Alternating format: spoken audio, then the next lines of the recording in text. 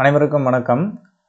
இந்த வீடியோவில் வந்து டிஎன்டிஐபிஆரில் வந்து பார்த்திங்கன்னா தினம் ஒரு கேள்வியில் கேட்கப்பட்ட 81வது கொஸ்டின்லேருந்து 90வது கேள்வி வரைக்கும் என்னென்ன கேள்வி கேட்டிருக்காங்க, அதுக்கான ஆன்சர் என்ன அப்படிங்கிறத வந்து நம்ம இந்த வீடியோவில் வந்து டீட்டெயிலாக வந்து பார்க்கலாம். 81வது கேள்வி பாருங்கள். தினம் ஒரு கேள்வியில் தமிழ்நாடு பிற்படுத்தப்பட்டோர் பொருளாதார மேம்பாட்டுக் கழகம், அதாவது டேப்செட்கோ, இதன் மூலம் வந்து கறவை மாடு வாங்குவதற்கு வழங்கக்கூடிய அதிகபட்ச கடனுதவி எவ்வளவு அப்படின்னு சொல்லிட்டு கேட்டிருக்காங்க. இதற்கான ஆன்சர் பார்த்தீங்கன்னா ஆப்ஷன் டி. சரிங்களா, அதிகபட்ச கடனுதவி பார்த்தீங்கன்னா 1,20,000 வரைக்கும் கொடுக்குறாங்க.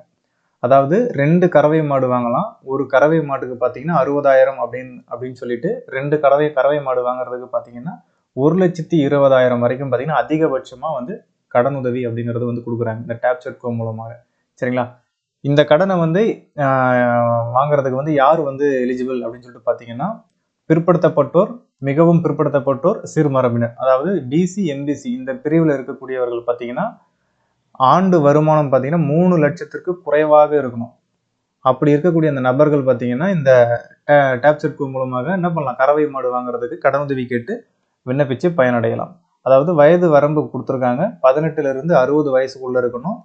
சரிங்களா, இவர்கள் பெற்ற அந்த கடனை வந்து திரும்பி செலுத்தக்கூடிய அந்த கால அளவு அப்படிங்கிறது பார்த்தீங்கன்னா 3 ஆண்டுகள் அப்படின்னு சொல்லியிருக்காங்க. அந்த கடனுக்கான வட்டி விகிதம் பார்த்தீங்கன்னா 7% அப்படின்னு சொல்லிட்டு குறிப்பிட்டிருக்காங்க. ஸோ இது வரைக்கும் மைண்டில் வச்சுக்கோங்க.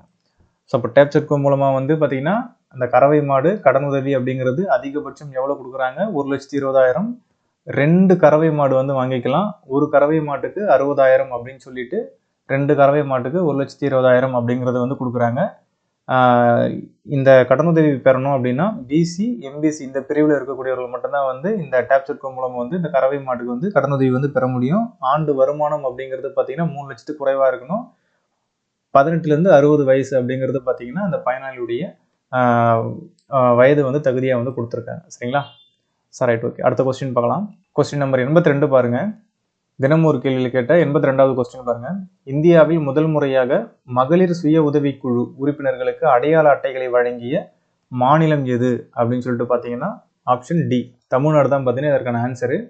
ஸோ நம்ம தமிழ்நாடு தான் பார்த்தீங்கன்னா மகளிர் சுய உதவிக்குழுவுக்கு பார்த்தீங்கன்னா அடையாள அட்டை வந்து வழங்கினதுல முதல் மாநிலமாக வந்து திகழ்கிறது அப்படிங்கிறத சொல்லியிருக்காங்க. சரிங்களா, அடுத்த கொஸ்டின் பார்க்கலாம். 83வது கொஸ்டின் பாருங்க. நான் முதல்வன் திட்டத்தின் கீழ் எத்தனை மாணவர்கள் திறன் மேம்பாட்டு பயிற்சி பெற்றுள்ளனர் அப்படின்னு சொல்லிட்டு கேட்டிருக்காங்க. இதற்கான ஆன்சர் பார்த்தோம் அப்படின்னா ஆப்ஷன் டி, 14,60,000 மாணவர்கள் பார்த்தீங்க அப்படின்னா நான் முதல்வன் திட்டத்தில் வந்து இந்த திறன் மேம்பாட்டு பயிற்சி அப்படிங்கிறது வந்து முடிச்சிருக்கிறதா வந்து குறிப்பிட்டிருக்காங்க. இந்த டேட்டாவை எதில் கொடுத்துருக்காங்க அப்படின்னா தமிழ்நாடு அரசு சார்பில் பார்த்தீங்கன்னா ஒரு செய்தி குறிப்பு வந்து வெளியிட்டிருப்பாங்க, அதாவது ப்ரெஸ் ரிலீஸு செப்டம்பர் மாதம் 2025. அந்த செய்தி குறிப்பில் பார்த்தீங்க அப்படின்னாக்கா இந்த திட்டத்தின் கீழே எத்தனை மாணவர்கள் வந்து பயிற்சி பெற்றிருக்காங்க அப்படின்னு சொல்லிட்டு எக்ஸாக்ட் டேட்டா வந்து கொடுத்துருக்காங்க. 14,63,764 மாணவர்கள் பார்த்தீங்க அப்படின்னா இந்த நான் முதல்வன் திட்டத்தின் கீழே வந்து திறன் மேம்பாட்டு பயிற்சி அப்படிங்கிறது வந்து முடிச்சிருக்கிறதா சொல்லியிருக்காங்க. சரிங்களா, ஸோ இந்த நான் முதல்வன் திட்டம் அப்படிங்கிறது எப்போ தொடங்கினாங்க அப்படின்னா 2022 மார்ச் மாதம். சரிங்களா, இதே ஞாபகம் வச்சுக்கோங்க, இந்த டேட் ரொம்ப முக்கியம். மார்ச் 1, 2022 வந்து இந்த நான் முதல்வன் திட்டம் அப்படிங்கிறது வந்து தொடங்கியிருப்பாங்க. சரி, ரைட், ஓகே. அடுத்த கொஸ்டின் பார்க்கலாம். 84வது கொஸ்டின் பாருங்க. முதலமைச்சரின் காலை உணவு திட்டத்தின் கீழ் எத்தனை மாணவர்கள் பயனடைந்து வருகின்றனர் அப்படின்னு சொல்லிட்டு கேட்டிருக்காங்க. இதற்கான ஆன்சர் பார்த்தோம் அப்படின்னா ஆப்ஷன் டி தான், 20.59 லட்சம் மாணவர்கள் பார்த்தீங்கன்னா இந்த முதலமைச்சரின் காலை உணவு திட்டத்தின் கீழே வந்து பயனடைஞ்சிட்டு வராங்க அப்படிங்கிறத வந்து குறிப்பிட்டிருக்காங்க. சரிங்களா, ஆக்சுவலாக இந்த காலை உணவு திட்டம் சரிங்களா இது எப்போ வந்து தொடங்கினாங்க அப்படின்னா 2002 வந்து தொடங்கியிருப்பாங்க. பேரறிஞர் அண்ணாவுடைய பிறந்தநாள் அன்னைக்கு தொடங்கியிருப்பாங்க, செப்டம்பர் 15.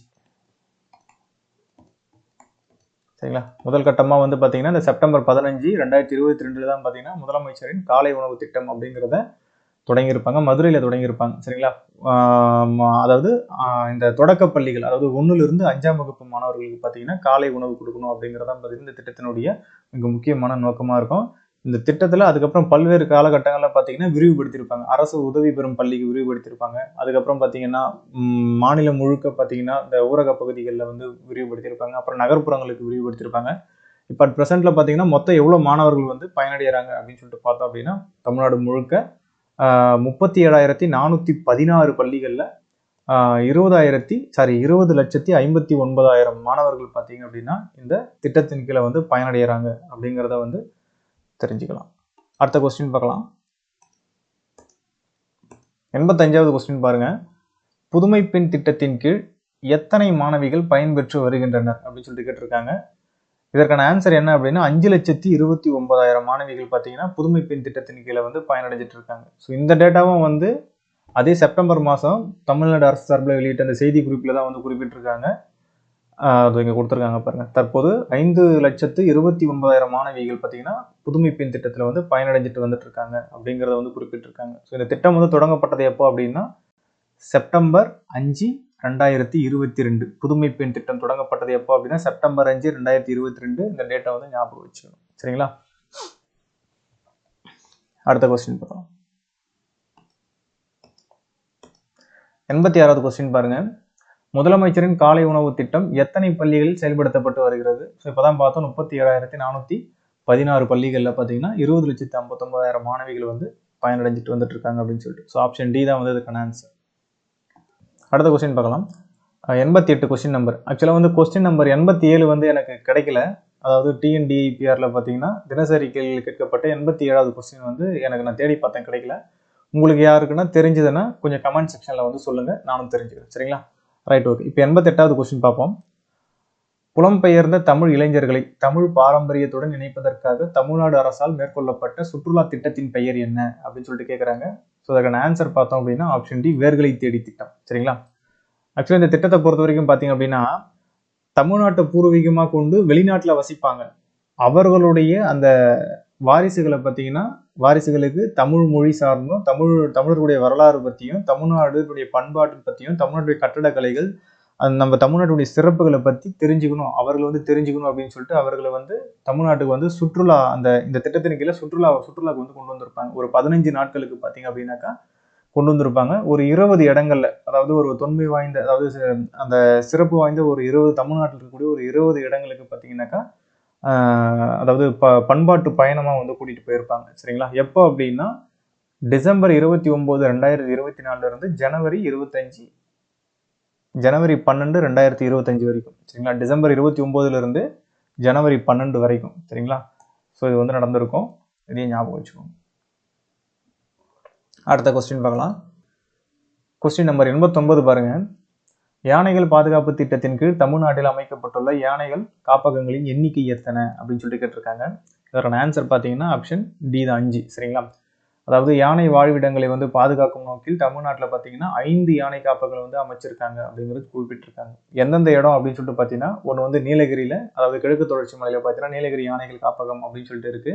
அப்புறம் கோயம்புத்தூர், ரெண்டாவது பார்த்தீங்கன்னா கோயம்புத்தூர்ல நீலாம்பூர் சைலண்ட் வேலி அப்படின்னு சொல்லிட்டு அந்த நீலாம்பூர் யானைகள் காப்பகம் அப்படின்னு சொல்லிட்டு அமைச்சிருக்காங்க. மூணாவது பார்த்தீங்கன்னா ஸ்ரீவில்லிபுத்தூர்ல பார்த்தீங்கன்னா பெரியார் யானைகள் காப்பகம். சரிங்களா? நாலாவது பார்த்தீங்கன்னா ஆனைமலையில பரம்பிக்குளம்ல ஆனைமலை யானை காப்பகம் அப்படின்னு சொல்லிட்டு அங்கே ஆனைமலையில இருக்கு. அப்புறம் அகத்தியர் மலையிலையும் வந்து பார்த்தீங்கன்னா ஒரு யானை காப்பகம் இருக்கு. ஸோ இந்த 5 இடங்களும் பார்த்தீங்கன்னாக்கா அதாவது யானைகளுடைய அந்த வாழ்விடங்களை வந்து பாதுகாக்கணும் அப்படின்னு சொல்லிட்டு என்ன பண்ணியிருக்காங்க, அந்த யானைகள் காப்பகங்களை வந்து அமைச்சிருக்காங்க. ஸோ இப்போ தமிழ்நாட்டில் பார்த்தோம் அப்படின்னா யானை காப்பகங்களுடைய எண்ணிக்கை மொத்தம் வந்து 5 அப்படிங்கிறது ஞாபகம் வச்சுக்கோங்க. ஸோ எந்தெந்த இடம் அப்படிங்கிறது ஞாபகம் வச்சுக்கோங்க. ஸோ நீலகிரி, கோயம்புத்தூர், ஸ்ரீவில்லிபுத்தூர், ஆனைமலை, அப்புறம் அகத்தியர் மலை. அடுத்த கொஸ்டின் பார்க்கலாம். கொஸ்டின் நம்பர் 90 பாருங்க. தினம் ஒரு கேள்வியில் கேட்கப்பட்ட 90வது கேள்வி பாருங்க. தமிழ்நாடு அரசு அறிவித்த மாநிலத்தின் 3வது உயிரியல் பாரம்பரிய தலம் எது அப்படின்னு சொல்லிட்டு கேட்டிருக்காங்க. சரிங்களா? ஸோ அப்போ இதுக்கான ஆன்சர் என்ன அப்படின்னு சொல்லிட்டு பார்த்தோம் அப்படின்னா ஈரோடுல இருக்கக்கூடிய ஏலத்தூர் அப்படிங்கிற அந்த ஏரி தான் 3வது உயிரியல் பாரம்பரிய தலமாக வந்து தமிழ்நாட்டில் வந்து அறிவிக்கப்பட்டிருக்கு. ஆப்ஷன் ஏ தான் வந்து இதற்கான வந்து ஆன்சர். சரிங்களா? என்னைக்கு அறிவிச்சிருக்காங்க அப்படின்னா செப்டம்பர் 1, 2025 அன்னைக்கு வந்து பார்த்தீங்கன்னாக்கா மாநிலத்தில் 3வது உயிரியல் பாரம்பரிய தலமாக ஈரோடு மாவட்டத்தில் இருக்கக்கூடிய ஏலத்தூர், சரிங்களா, ஏரியை வந்து அறிவிக்கப்பட்டிருக்கு அப்படிங்கிறத தெரிஞ்சுக்கணும். சரிங்களா? ஸோ அப்போ அந்த ஏலத்தூர் ஏரி அப்படிங்கிறது எந்த மாவட்டம் அப்படிங்கிறதையும் ஞாபகம் வச்சுக்கணும். சரிங்களா? ஈரோடு மாவட்டம். சரி, ஓகே. இந்த வீடியோவில் வந்து 81 இருந்து 90 வரைக்கும் இருக்கக்கூடிய அந்த கேள்விகளை வந்து பார்த்துருக்கோம். இதுக்கு இடையில வந்து 87வது கொஸ்டின் மட்டும் வந்து எனக்கு கிடைக்கல. உங்களுக்கு யாருக்குன்னா தெரிஞ்சதுன்னா, இந்த வீடியோ பார்க்குறவங்களுக்கு யாருக்குன்னா அந்த டிஎன்டிஐபிஆரில் போடப்பட்ட தினம் ஒரு கேள்வியில் 87வது கொஸ்டின் உங்களுக்கு யாருக்குன்னா தெரிஞ்சதுன்னா கமெண்ட்ஸில் வந்து கொஞ்சம் போடுங்க. ஸோ மற்றவங்களும் தெரிஞ்சுக்குவாங்க. சரிங்களா? ஸோ அடுத்தடுத்த வீடியோவில் வந்து அடுத்தடுத்த வினாக்களை வந்து பார்க்கலாம். தேங்க்ஸ்.